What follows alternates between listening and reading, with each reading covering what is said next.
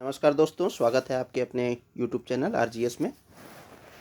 और daily current affairs के programme में आज फिर हाजिर हैं आप सबके बीच।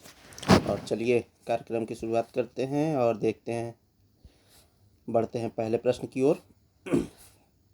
उससे पहले आप लोग चैनल को सब्सक्राइब करें और अन्य लोगों तक शेयर करें। चलिए आज के लिए आपका पहला प्रश्न, निम्नलिखित कथनों पर विचार करें एवं सही विकल्प का चयन करें। तो यहाँ पर मृदा स्वास्थ्य कार्ड से संबंधित एक प्रश्न है। तो मृदा स्वास्थ्य कार्ड योजना की शुरुआत 19 फरवरी 2015 को राजस्थान के सूरतगढ़ से की गई थी। ये कार्ड किसानों को मृदा स्वास्थ्य और इसकी उर्वरता में सुधार के लिए आवश्यक पोषक तत्वों की उचित मात्रा के साथ साथ किसानों को मिट्टी की पोषक स्थिति की जानकारी प्रदान करते हैं। पूछ क्या रहा है, सही विकल्प का चयन करने के लिए बोल रहा है। तो यहाँ पर हमारे दोनों विकल्प सही हैं। असल में क्या है, जो हमारी मृदा होती है, मृदा फसल उत्पादन के लिए ये ज़रूरी हो जाता है कि उसमें जो पोषक तत्व हैं वो उचित मात्रा में उपलब्ध हों। अगर पोषक तत्व की कमी हो गई तो पौधों का विकास नहीं हो पाता है, और किसी पोषक तत्व की अधिकता हो गई तो वो एक परेशानी का सबब बनता है। तो सपोज नाइट्रोजन हो गया, ठीक है, और इसकी अधिकता हो जाने पर क्या होगा, पौधे बहुत ज़्यादा लंबे हो जाएंगे।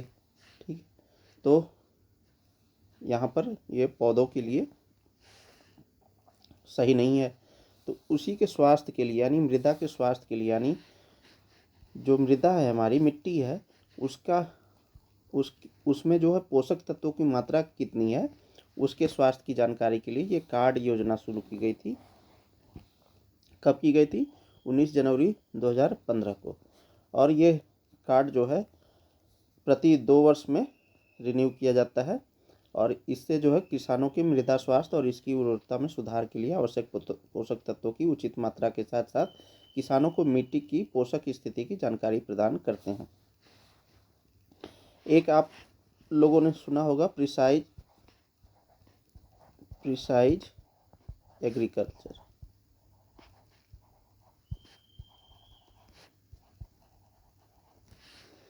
प्रिसाइज एग्रीकल्चर क्या है कि जैसे सपोज ये खेत हो गया, अब इस खेत में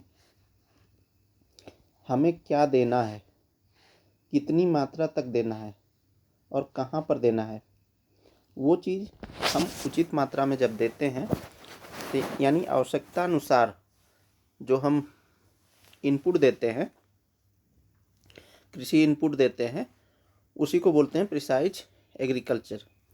इसका मुख्य उद्देश्य क्या होता है? उत्पादकता को बढ़ाना। उत्पादकता कैसे निर्धारित होती है? उत्पादकता कैसे निर्धारित होती है? जब इनपुट कम हो और आउटपुट ज़्यादा हो तो हम कहते हैं उत्पादकता बढ़ गई, यानी प्रति हेक्टेयर जो उत्पादित फसल हो रही है। ठीक है, चलिए इसकी व्याख्या को देखें। तो अभी इसके 10 वर्ष पूरे हो गए हैं, इसीलिए जो है ये क्वेश्चन करंट अफेयर्स में शामिल किया गया है। तो यहाँ पर जो है ministry of agriculture and farmers welfare के द्वारा जो है सॉइल हेल्थ कार्ड शुरू किया गया था। योजना के बारे में देखें तो 19 जनवरी 2015 को राजस्थान के श्री गंगानगर जिले के सूरतगढ़ में राष्ट्रव्यापी राष्ट्रीय मृदा सेहत कार्ड योजना का शुभारंभ किया गया। इस योजना का मुख्य उद्देश्य देश भर के किसानों को मृदा स्वास्थ्य कार्ड प्रदान किए जाने में राज्यों का सहयोग करना है। इस योजना की थीम जो है स्वस्थ धरा खेत हरा, यानी मिट्टी जब स्वस्थ होगी तो हमारा खेत भी हरा होगा।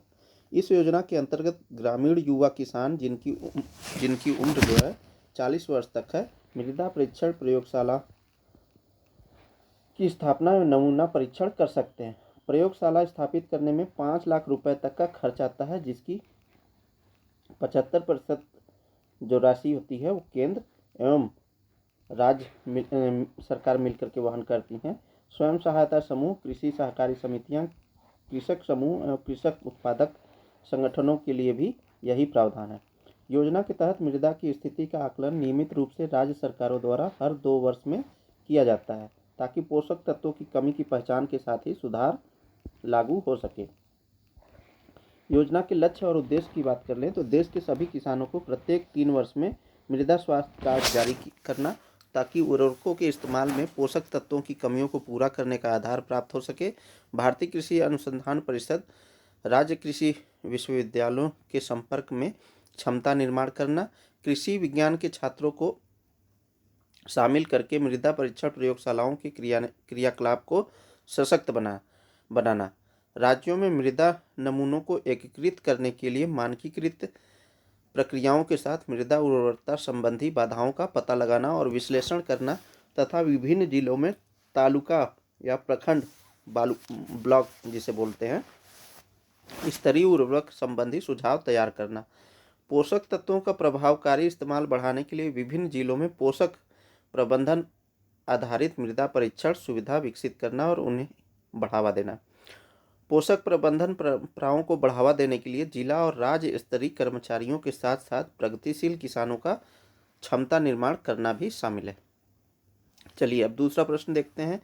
हाल ही में डिजिटल ब्रांड पहचान मैनुअल जारी किया गया, तो सूचना प्रौद्योगिकी मंत्रालय, जनसंपर्क विभाग, वित्त मंत्रालय या इलेक्ट्रॉनिकी और सूचना प्रौद्योगिकी मंत्रालय? तो यहाँ पर राइट आंसर हमारा डी हो जाएगा, इलेक्ट्रॉनिकी और सूचना प्रौद्योगिकी मंत्रालय द्वारा।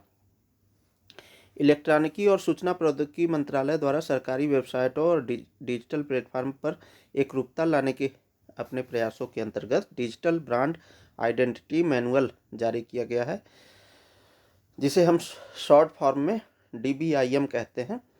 DBIM जो है एक सुसंगत डिजिटल पहचान के प्रमुख तत्वों को परिभाषित करता है, जिसमें लोगो रहेगा, रंग प्लेट रहेगा, टाइपोग्राफी रहेगा और इमेजरी जैसी दृश्य पहचान के साथ साथ ब्रांड बॉक्स, इमेजिंग फ्रेमवर्क और टैगलाइन जैसी वर्बल आइडेंटिटी शामिल है। इसका उद्देश्य क्या है? नागरिक जुड़ाव को बढ़ावा देना और सेवा वितरण में समग्र उपयोगकर्ता अनुभव को बेहतर बनाना है।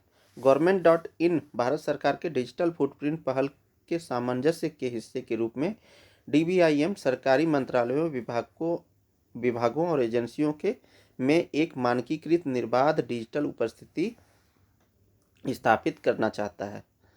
समन्वय और पहल की बात कर लें तो डिजिटल ब्रांड पहचान मैनुअल यानी DBIM सरकारी वेबसाइटों में दृश्य और कार्यात्मक स्थिरता सुनिश्चित करने के लिए एक व्यापक मार्गदर्शिका है। DBIM टूल किट, यह DBIM को सहज रूप से अपनाने में सक्षम उपकरणों का एक सेट है। Government.in CMS प्लेटफॉर्म जो है यह DBIM अनुपालन वेबसाइटों और अनुप्रयोगों के लिए एक मानकीकृत सामग्री प्रबंधन प्रणाली है। केंद्रीय सामग्री प्रकाशन प्रणाली केंद्रीय सामग्री अपडेट के लिए एक सुव्यवस्थित तंत्र है। सोशल मीडिया एकीकरण, सोशल मीडिया ब्रांडिंग और डिजिटल आउटरीच के लिए एक एकीकृत दृष्टिकोण अपनाना है। अगला प्रश्न देखें तो निम्नलिखित कथनों पर विचार करें। हाल ही में भारत और यूएस के बीच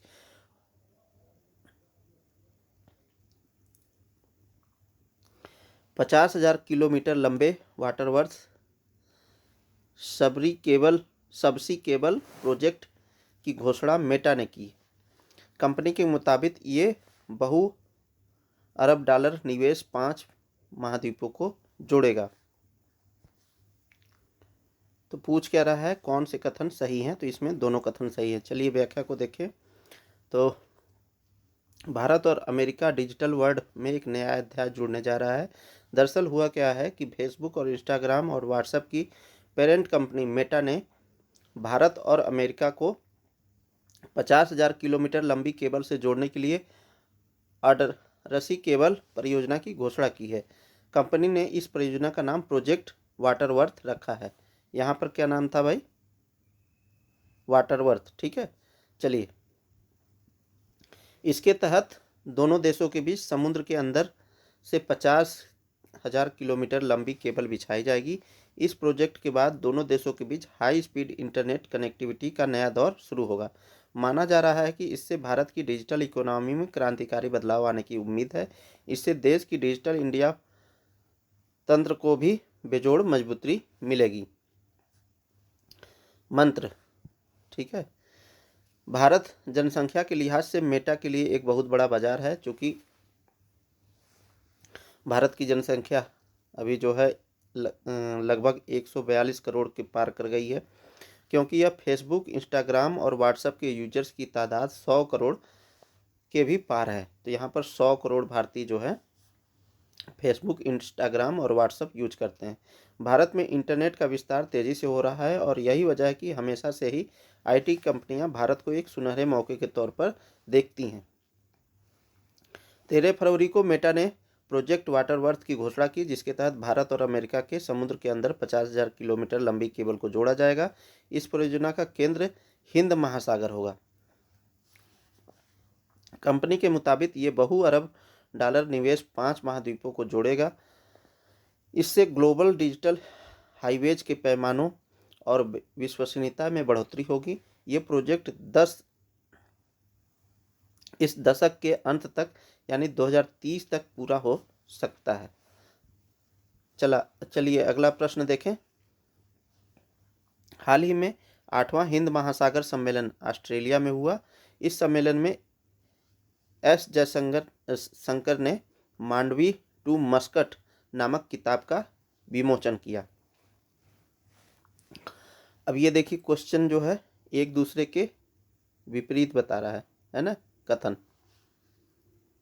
पूछ रहा है कौन सा कथन सही नहीं है, यानी गलत कथन का चूज करने के लिए बोल रहा है।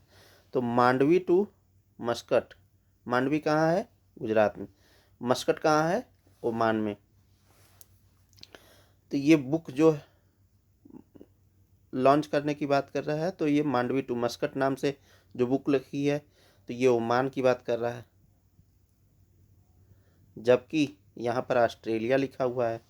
तो इसमें से ये पहला जो है गलत हो जाता है। तो राइट आंसर हमारा कौन सा हो जाएगा? केवल 1।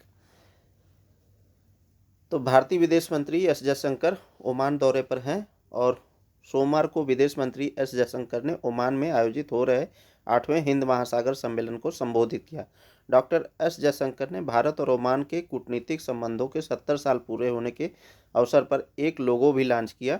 साथ ही दोनों देशों की साझा विरासत पर एक किताब का विमोचन भी किया। विदेश मंत्रालय ने बयान में बताया कि विदेश मंत्री 8वें हिंद महासागर सम्मेलन के उद्घाटन सत्र को संबोधित करेंगे। अपने संबोधन में विदेश मंत्री भारत के समर्पण को रेखांकित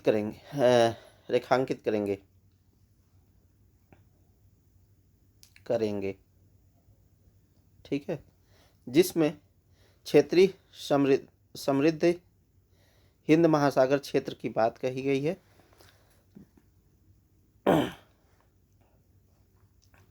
ओमान के विदेश मंत्री सैयद बद्र अल बुसैदी के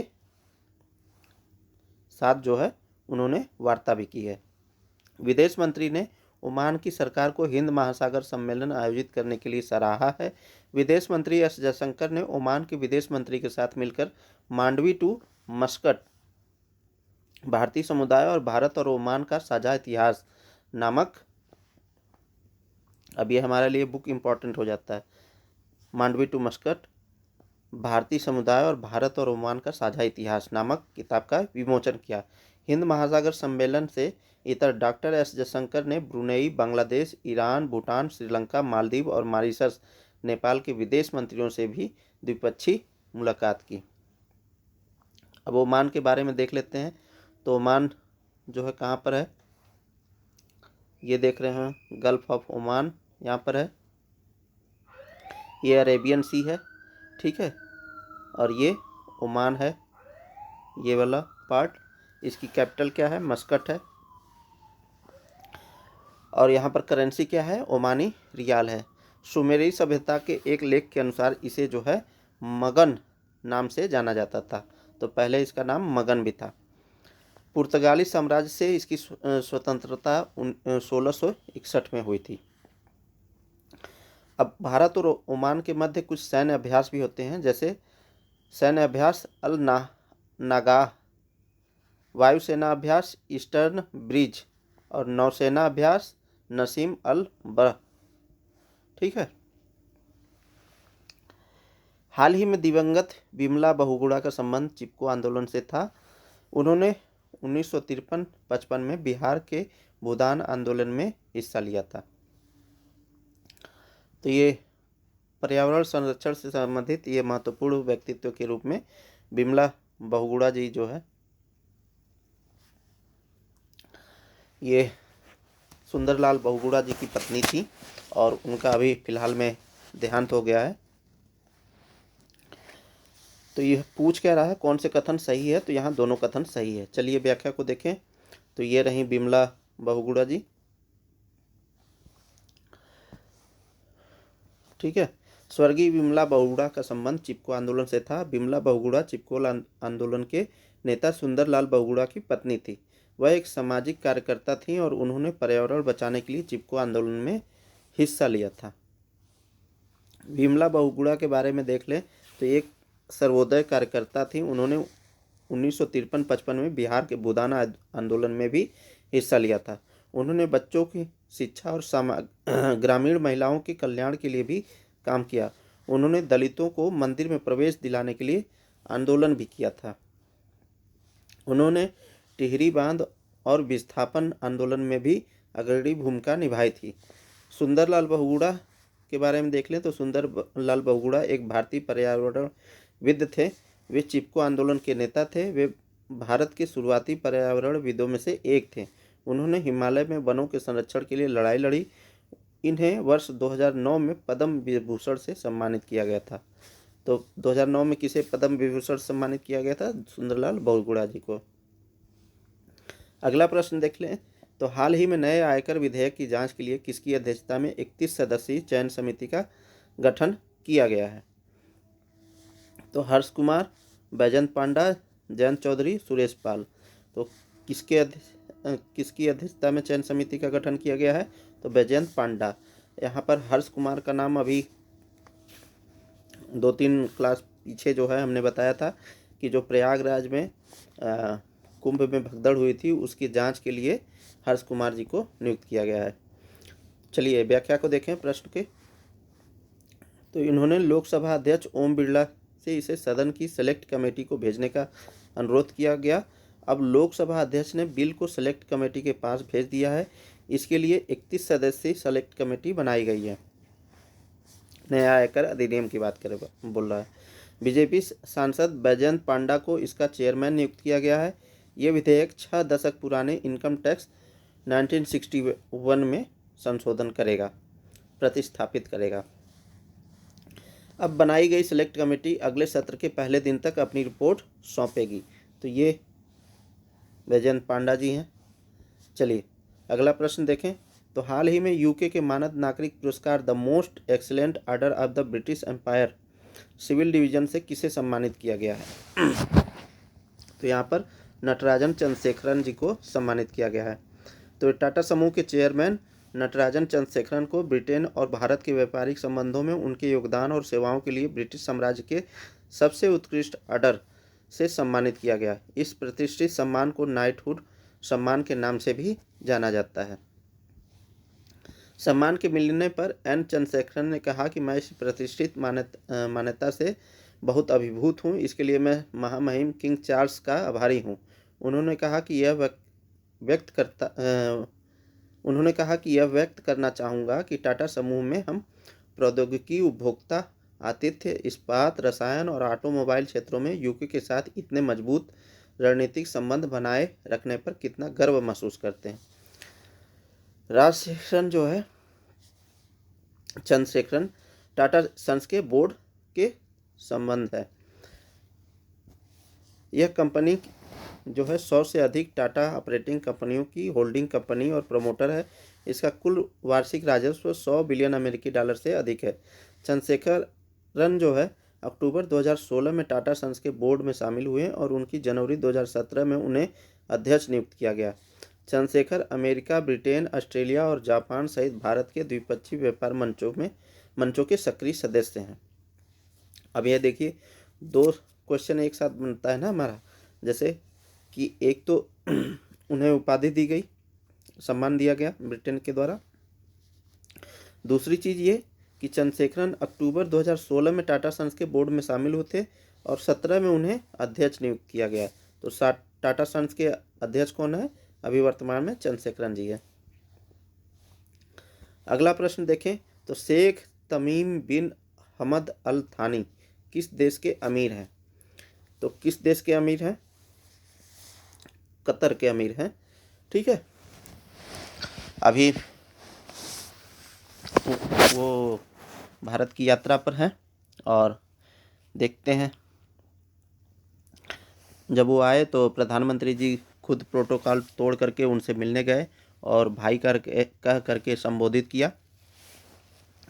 कतर के अमीर शेख तमीम बिन हमद अल थानी जो है 2 दिवसीय राजकीय यात्रा पर भारत आए। प्रधानमंत्री मोदी जी ने उन्हें स्वयं हवाई अड्डे पर रिसीव किया। राष्ट्रपति भवन में गार्ड ऑफ ऑनर दिया गया। इस यात्रा का उद्देश्य भारत और कतर के बीच व्यापार, निवेश, ऊर्जा और प्रौद्योगिकी क्षेत्रों में संबंधों को मजबूत करना है।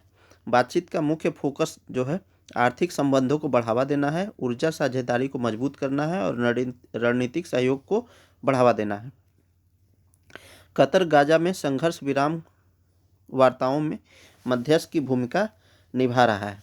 जैसा कि अभी गाजा पट्टी में हमास और इजराइल का युद्ध चल रहा था, तो उसमें जो है शांति समझौता कराने में कतर ने अपनी भूमिका निभाई। दोनों देशों के बीच और क्या वार्ता हुई? दोहरा कराधान बचाव संधि हुआ, यानी डबल टैक्सेशन अवॉइडेंस ट्रीटी पर हस्ताक्षर हुए। फ्री ट्रेड एग्रीमेंट को लेकर चर्चा की गई। अब यहाँ पर डबल टैक्सेशन अवॉइडेंस ट्रीटी क्या है कि जैसे कोई भी कंपनी है या कोई भी व्यक्ति है, सपोज भारत हो या कतर हो, तो दोनों देशों में से किसी एक देश में वो टैक्स पे कर दे, तो उसी को बोल रहा double taxation avoidance treaty. Free trade agreement को लेकर चर्चा जारी रही। भारत और कतर ने द्विपक्षीय व्यापार को 28 बिलियन तक बढ़ाने का संकल्प भी लिया है। 2 MOU पर हस्ताक्षर किए गए। पहला उद्योग संगठन भारतीय उद्योग परिसंघ और कतर व्यवसायी संघ के बीच, और दूसरा इन्वेस्ट कतर और इन्वेस्ट इंडिया के बीच हुआ।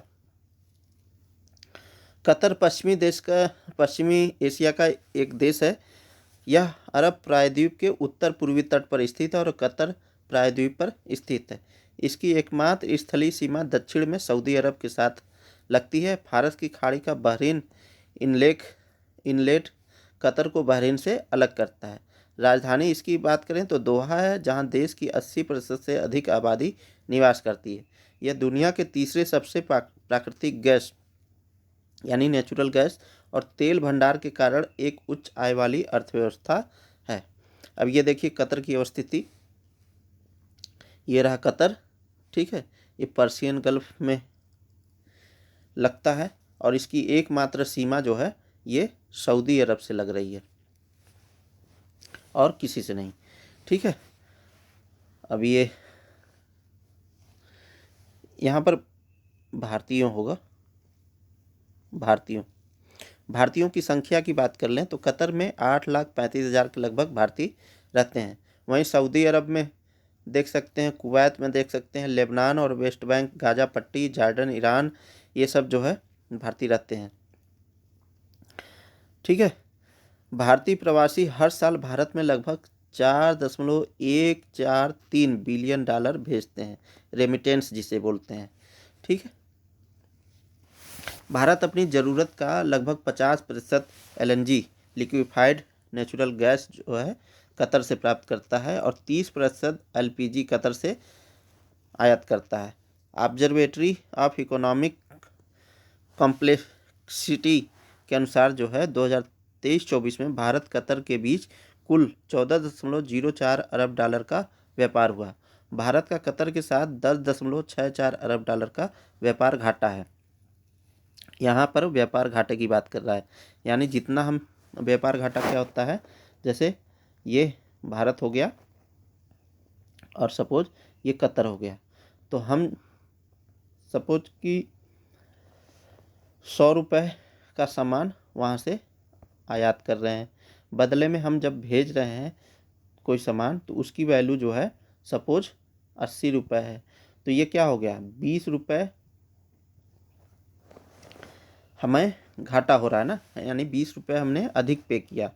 ठीक है, तो क्या हुआ, यहाँ पर घाटा हुआ। तो इसी को बोल रहा है कि जो भारत का व्यापार घाटा है, एक मिनट, हाँ, जो भारत का जो व्यापार घाटा है 10.64 अरब डॉलर है। भारत कतर से 12.34 अरब डॉलर का सामान खरीदता है, जिसमें 9.71 अरब डॉलर की पेट्रोलियम गैस शामिल है। कतर भारत से 1.70 अरब डॉलर का सामान खरीदता है, जिसमें सबसे ज़्यादा चावल 1.33 हज़ार करोड़ रुपए शामिल है। और 2022-23 में भारत और कतर के बीच जो है द्विपक्षीय व्यापार 18.77 बिलियन किया गया। अब भारत जो है कतर से क्या क्या आयात करता है, इंपोर्ट क्या क्या करता है, तो एलएनजी यहाँ पर हो गया, एलएनजी, चलिए यहाँ लिख देता हूँ, एलएनजी, एलपीजी, एथिलीन, प्रोपलीन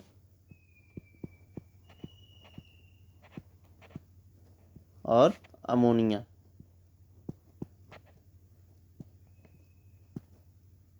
ठीक है, तो ये इंपोर्ट करता है। एक्सपोर्ट क्या करता है, तो अनाज करता है, जैसे अभी चावल देखा आपने लोगों ने। ठीक है, अनाज, फिर तांबा, लोहा, स्टील और फल, ये सब जो है एक्सपोर्ट करता है भारत।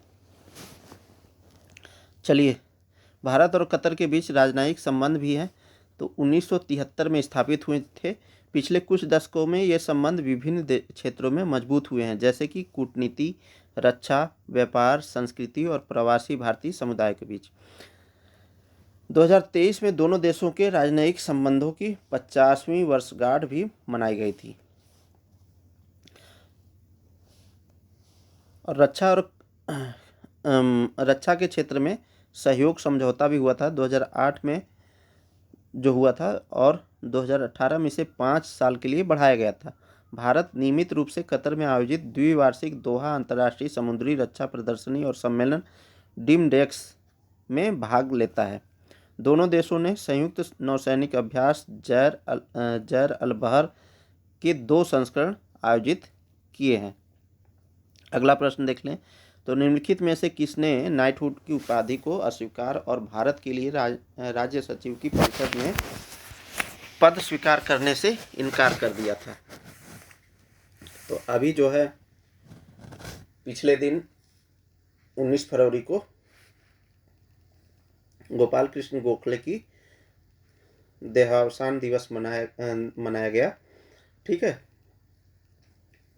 तो उसी से संबंधित ये क्वेश्चन है, तो ये राइट आंसर हमारा गोपाल कृष्ण गोखले जी हो जाएगा। तो गोपाल कृष्ण गोखले जी के बारे में बात कर लें, तो इनका जन्म 9 मई 1966 को वर्तमान महाराष्ट्र तत्कालीन बॉम्बे प्रेसिडेंसी का हिस्सा जो कोटलुक गांव में हुआ था। मृत्यु इनकी बात करें तो 15 फरवरी 1915 को। विचारधारा की बात करें तो गोखले ने सामाजिक सशक्तिकरण, शिक्षा के विस्तार और 3 दशकों तक भारतीय स्वतंत्रता संग्राम की दिशा में कार्य किया तथा प्रतिक्रियावादी या क्रांतिकारी तरीकों के इस्तेमाल को खारिज किया।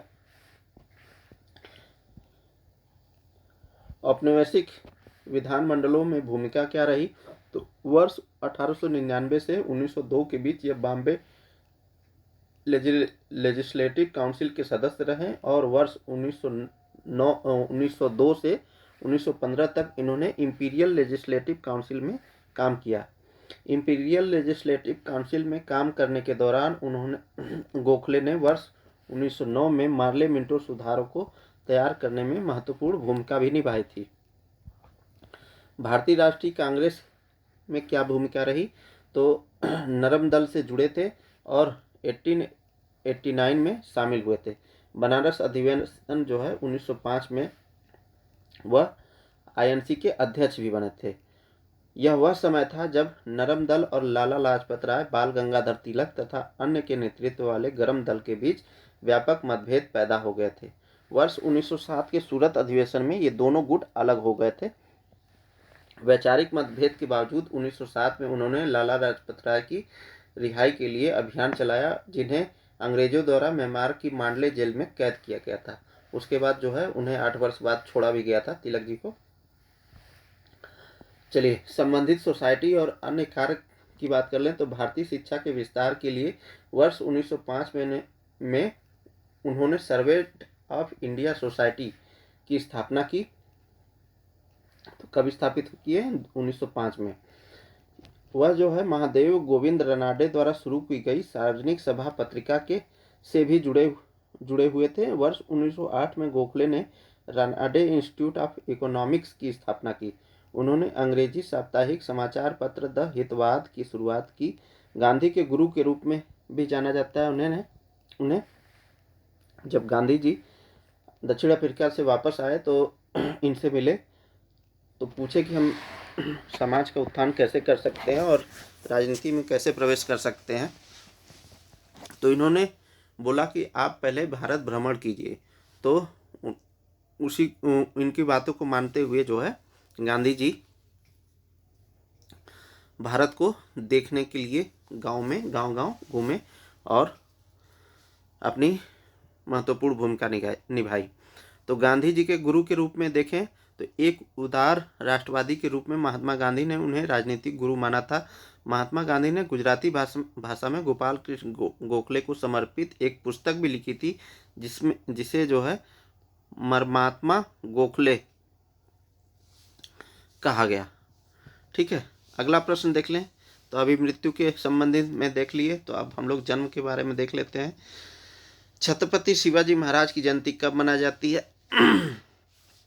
19 फरवरी को ही मनाई जाती है, जिस दिन गोपाल कृष्ण गोखले जी का देहावसान हुआ था। तो छत्रपति शिवाजी महाराज का जन्म 19 फरवरी 1630 को शिवनेरी दुर्ग पुणे महाराष्ट्र में हुआ था। उनके पिता शाहजी भोसले और माता जीजाबाई थी। शिवाजी महाराज ने मराठा साम्राज्य की स्थापना की थी। शिवाजी महाराज की पहली महत्वपूर्ण विजय 1646 में हुई, जब उन्होंने तोरण किले पर कब्जा किया। इसके बाद उन्होंने 1659 में अफजल खान के साथ संघर्ष किया, जिसमें शिवाजी महाराज ने विजय प्राप्त की। गौरतलब है कि उन्होंने 1964 ईस्वी में मुगल साम्राज्य के खिलाफ आर्थिक दबाव बनाने के लिए सूरत पर आक्रमण भी किया था। 1665 में शिवाजी ने मुगल सेनापति जय सिंह प्रथम के साथ पुरंदर की संधि भी की थी। शिवाजी महाराज ने 1674 में रायगढ़ में अपना राज्याभिषेक कराकर मराठा साम्राज्य की स्थापना की थी। शिवाजी ने साम्राज्य के कुशल प्रशासन के लिए अष्टप्रधान मंडल की स्थापना भी की थी, जिसमें 8 मंत्री शामिल होते थे जो विभिन्न विभागों के संचालन करते थे, जिसमें से प्रमुख जो है कौन थे? पेशवा हुआ करते थे। शिवाजी का सैन्य संगठन भी अत्यंत कुशल था। विशेष रूप से मराठा सेना को गुरिल्ला युद्ध तकनीक में महारत हासिल थी। गुरिल्ला युद्ध तकनीक क्या है? जैसे कोई पहाड़ हो गया, कोई पर्वत हो गया या कोई पेड़ हो गया, उसके पीछे छुप जाना और अपने दुश्मनों पर वार करना। यहाँ मान लीजिए कोई दुश्मन जा रहा है या जो भी है, तो वार करना और फिर वापस आ जाना। तो ये गुरिल्ला युद्ध तकनीक कहलाती है। राजा राज्य का सर्वोच्च प्रमुख होता था, जिसकी सहायता के लिए 8 मंत्रियों का एक समूह होता था, जिन्हें अष्टप्रधान कहा जाता था। पेशवा, जिन्हें मुख्य प्रधान के नाम से भी जाना जाता था, मूलतः राजा शिवाजी की सलाहकार परिषद के अध्यक्ष थे। इन्होंने 2 कर भी लगाए थे। एक था चौथ दूसरा था सरदेशमुखी। चौथ जो है मानक का 1/4 भाग होता था, जो शिवाजी की सेनाओं द्वारा गैर मराठा क्षेत्रों पर, तो स्टेटमेंट में बन जाता है कि गैर मराठा क्षेत्रों पर कौन सा कर लगाया गया था, तो चौथ लगाया गया था। ये आक्रमण के विरुद्ध सुरक्षा के रूप में मराठों को दिया जाता था।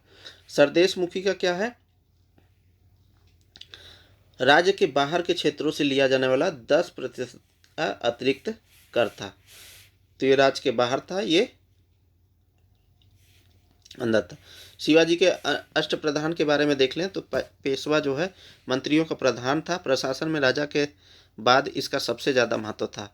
अमात्य की बात करें तो अमात्य वित्त मंत्री था, वह राजस्व संबंधी मुद्दों के प्रति उत्तरदायी था। मंत्री की बात करें तो राजा के दैनिक कार्यों का ब्यौरा रखता था, इसे वकिया नवीस भी कहते थे। सचिव की बात करें तो राजा के पत्र व्यवहार और शाही मुहर जैसे दफ्तरी काम करता था। सुमंत की बात करें तो विदेश मंत्री था। सेनापति की बात करें तो सैनिक प्रधान था। पंडित राव की बात करें तो दान का अध्यक्ष था। और न्यायाधीश की बात करें तो कानूनी मामलों का निर्णायक था। तो ये पूछ लेता है कूट दे करके शिवाजी के अष्टप्रधान के बारे में मिलान करें। चलिए अगला प्रश्न देखें। तो निम्नलिखित कथनों पर विचार कीजिए, और ये आज के सेशन का लास्ट क्वेश्चन है। फास्टैग से संबंधित नए नियम एनपीसीआई ने जारी किए हैं। पूछ क्या रहा है, सही कथन का, तो ये तो हम सही है। एनपीसीआई भारत में इलेक्ट्रॉनिक्स भुगतान सेवाओं के नियंत्रण और सुविधा प्रदान करने में मदद करता है, तो ये भी कथन सही है। दोनों कथन हमारे सही हैं। तो अभी फास्टैग में अभी कुछ हालिया बदलाव किए गए हैं। फास्टैग क्या है कि जब आप जाते होंगे किसी कार में बैठ करके या किसी बस में, रोडवेज में बैठ करके, तो देखते होंगे टोल प्लाजा पर ऑटोमेटिक गेट ओपन हो जाता है और गाड़ी पास कर जाती है। आपको वहाँ पर तत्काल पेमेंट नहीं करना पड़ता है, वॉलेट से कट जाता है पैसा। तो ये एक सुविधा है। चलिए देखते हैं, यदि किसी फास्टैग क्या नियम में क्या बदलाव किए गए हैं वो देखते हैं। यदि किसी फास्टैग को टोल बूथ पर पहुंचने से पहले 60 मिनट से अधिक समय के लिए ब्लैक लिस्ट किया गया है, या उसे हॉट लिस्ट में डाला गया है, या बैलेंस कम होने का दर्जा प्राप्त है, तो उस टैग का ट्रांजैक्शन अस्वीकृत कर दिया जाएगा। अगर फास्टैग को स्कैन करने के बाद 10 मिनट के भीतर वह फिर से ब्लैक लिस्ट या निष्क्रिय रहता है, तो ट्रांजैक्शन को अस्वीकृत कर दिया जाएगा। अगर एक फास्टैग दोनों परिस्थितियों में यानी 60 मिनट और 10 मिनट से गुजरता है, तो ट्रांजैक्शन अस्वीकृत हो जाएगा और वाहन चालक से दोगुना टोल शुल्क वसूल किया जाएगा। इसे एरर कोड 179 के तहत मान्यता प्राप्त होगी। अब ये तो हो गया परिभाषा की बात। सीधे सीधे समझिए कि जैसे ये टोल है, आप यहाँ से अपना व्हीकल लेके गए, सपोज अभी सुबह के 6 बज रहे हैं, ठीक है। अब पहुँचते पहुँचते सुबह के 6 बज रहे हैं, आपका फास्टैग जो है ब्लैक लिस्ट हो चुका है पैसे कम होने की वजह से। पहुँचते पहुँचते जो है 6:45 पर आप पहुँचे यहाँ पर। अब क्या हुआ कि ये ब्लैक लिस्ट है, तो ये पैसा जो है कटेगा नहीं। यदि किसी कारणवश आप निकल गए, ठीक है, पैसा आपके वॉलेट में है और आप निकल गए, 10 मिनट के भीतर जो है एनपीसीआई को पैसे ट्रांजैक्शन नहीं हुए, तो भी आप जो है ट्रांजैक्शन आपका डिनाई कर दिया जाएगा, और ब्लैक लिस्ट और निष्क्रिय रहने पर क्या होगा, आपके ऊपर पेनाल्टी लगाई जाएगी। तो ये बात है सीधी सीधी। अब फास्टैग उपयोगकर्ता को टोल बूथ पहुंचने से पहले यदि उसका फास्टैग 60 मिनट से अधिक समय से ब्लैक लिस्ट या निष्क्रिय है, तो वे जो है तत्काल रिचार्ज करके इसे फिर से सक्रिय नहीं कर सकते। हालांकि यदि उपयोगकर्ता ट्रांजैक्शन करने के तुरंत बाद रिचार्ज करते हैं और 10 मिनट के भीतर स्थिति को सुधारते हैं, तो उन्हें दोगुना टोल शुल्क का भुगतान नहीं करना पड़ेगा। यदि किसी फास्टैग को टोल बूथ पर पहुंचने से 60 मिनट से अधिक समय के लिए ब्लैक लिस्ट किया गया है, या उसे हॉट लिस्ट में डाला गया है, या बैलेंस कम होने का दर्जा प्राप्त है, तो उस टैग का ट्रांजैक्शन अस्वीकृत कर दिया जाता है।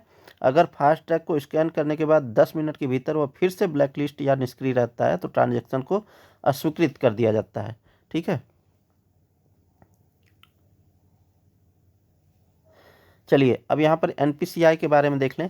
तो एनपीसीआई क्या है? इसका पूरा नाम national payment corporation of India है। यह भारत सरकार के वित्त मंत्रालय के तहत काम करता है। तो कौन सा मंत्रालय है? वित्त मंत्रालय, एनपीसीआई, जो देश के डिजिटल भुगतान और निपटान प्रणालियों के लिए जिम्मेदार है। यह भारत में इलेक्ट्रॉनिक्स भुगतान सेवाओं को नियंत्रित और सुविधा प्रदान करने में मदद करता है, जैसे कि आईएमपीएस, यूपीआई, रुपे, ठीक है, और फास्टैग। एनपीसीआई का मुख्य उद्देश्य देश में डिजिटल भुगतान की प्रणालियों का प्रचार प्रसार और सुरक्षित लेन देन सुनिश्चित करना है।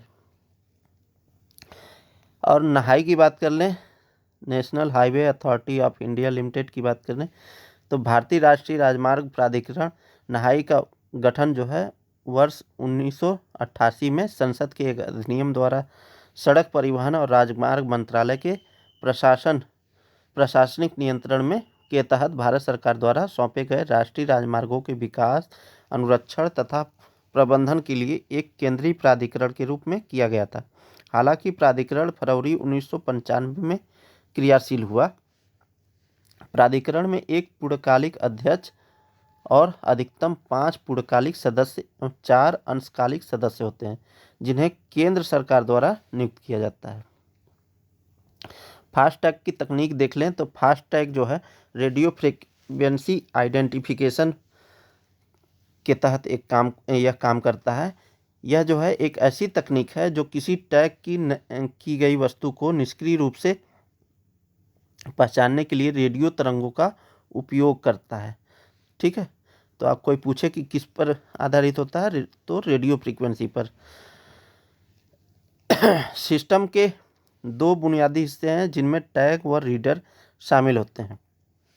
यानी आपके कार पर कौन सा क्या लगा होता है? टैग लगा होता है। ठीक है, और वहाँ पर जब टोल प्लाजा पर जाते हैं तो वहाँ पर एक कैमरा लगा होता है जिसे रीडर बोलते हैं। रीडर जो है रेडियो तरंगे उत्सर्जित करता है, तो यहाँ से रेडियो तरंगे जाएगी।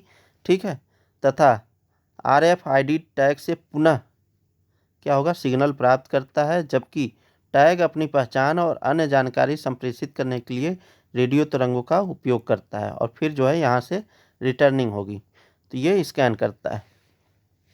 अब देखिए फास्टैग भी कई प्रकार के होते हैं। आप जो है फास्टैग देखे होंगे, एक वायलेट कलर का होता होगा जो सामान लाइट व्हीकल के लिए जो है यूज किया जाता है। तो ये लाइट व्हीकल वाला टैग है। तो ये होता है हमारा क्यूआर कोड, कलर कोड के जरिए जो है गाड़ियों की पहचान होती है कि कमर्शियल है कि प्राइवेट है कि भारी वाहन है, क्या है। ठीक है, टैग का क्लास भी निर्धारित किया जाता है, टीआईडी भी निर्धारित किया जाता है, एंटीना होता है, इसका ये वाला पार्ट एंटीना होता है। फास्टैग ट्रेडमार्क है ये।